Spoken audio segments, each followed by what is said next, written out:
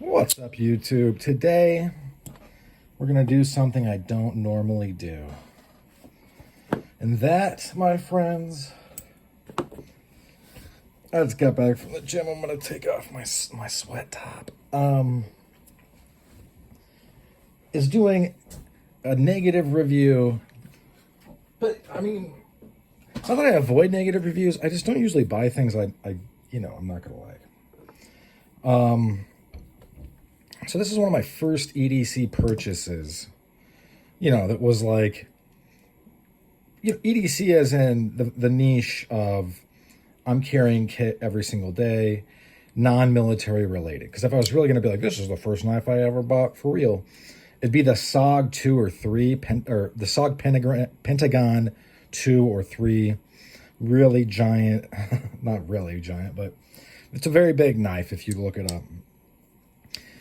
But I got this because, this was a great carry. I'm not trying to say this was not a great carry, but I just think it's time for it to go. And there's a couple things why. And this is why I only buy stuff that I know is going to last. So a long time ago, a couple years ago, because I carry it tip up, the threading in there stripped, so I can't get anything back onto that.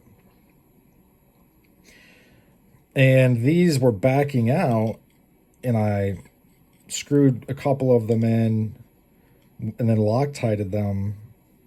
Now this is backed all the way out. I don't know where that went. And it's just, like, I like Ontario knives. And my biggest gripe about that knife until, it started to more or less fail was that it's made in Taiwan. Also that it's Osate and not another steel that's better and cooler. But like a lot of people, I started out collecting Rough Rider-ish knives, really the Remington bullet knives. Now, I'm not really a knife steel knob because I would have knife steel snob. I had a lot of trouble talking, I guess, but it more has to do with I would be happier if this were 5160 or something that is extremely tough and not just waiting to chip out. I also don't like things with clips now because clips will bend and break eventually. This is another purchase from around that time, a couple whatever years ago when I first started really collecting. And this one is so far so good. I've literally never had a misfire I wasn't trying to cause. And decent knife. I think this was made in China. Would I buy this knife again? No, I wouldn't. These spacers have backed out or have had the little screw thingies back out. So I put them back in with, you know what it is, right? Everybody goes through this song and dance of the gear that I bought from overseas, well, from certain particular regions overseas. And it kind of depends, like, because if you get a Jack Wolf knife, I don't think it's going to have these issues. I think it's going to be there for the long haul. But unfortunately, this piece is failing me. And I guess that's the way it goes, because I had it as, as a fanny pack knife. And I think it's just time for it to hit the dustbin. I got this for a really great price of like 20 to 30 bucks. And off of eBay. Would I get it off of eBay like that again? They have better models. Ontario does. And I would go look for those. I even put this giant thumb stud on it. It's just, my tastes have shifted. They've changed. This looks pretty bad. I'm not going to keep it around. It didn't patina well. You know, at least this thing kind of resists scratches, the inside of it. And then the outside, it has picked up what I think is a reasonably cool patina. But there's going to come a day when, you know, I have to bid farewell. I don't know why I can't talk. Farewell to this too.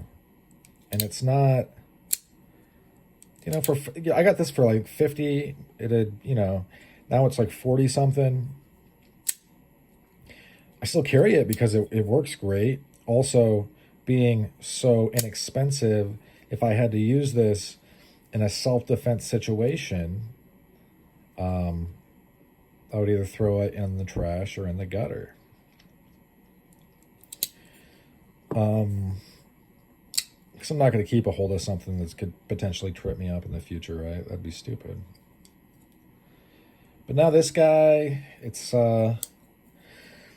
is what it is. I mean, if there were a bunch of homeless people where I live, I might give it to one of them, but there's not a bunch of homeless people because I live in a rural place that gets pretty cold at night. Used to live in Denver where there was a literal army of homeless people. I wouldn't have given that to any of them because I get the strong idea it would have been used to commit crimes.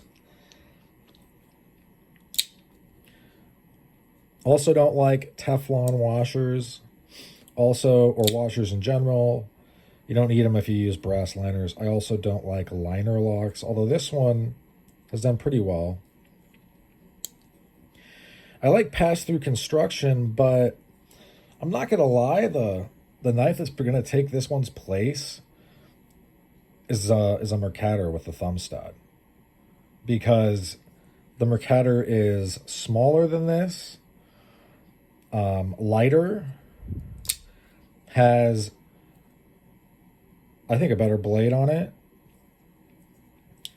uses, in my mind, better steel, is simpler but also better construction, opens one-handed because I put a stud on it, has a lanyard, like it's, oh, you know, I hate to do this. I'm going to try to reach around the camera.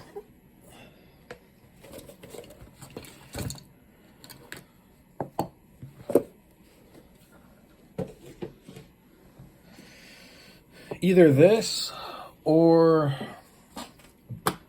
this is going to be the permanent replacement. Because I want to keep something in my fanny pack dedicated, because I have dedicated mace in there.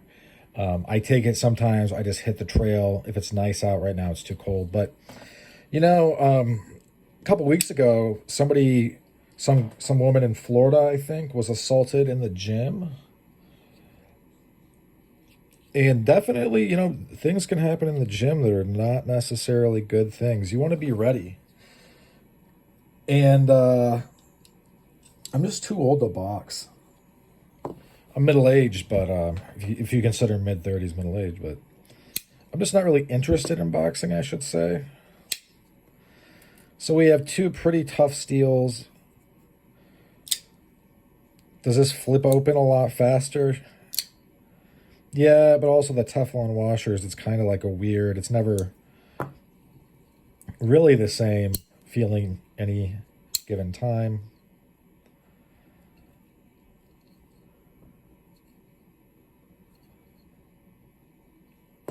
So yeah, that's how things tend to change, I guess. Taste change.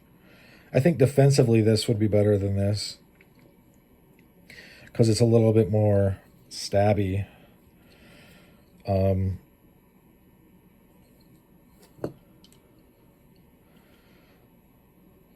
This is, of course, the Buck 110. So yeah, that's how it goes, I guess. You know, the Vanguard changes. Mine doesn't really...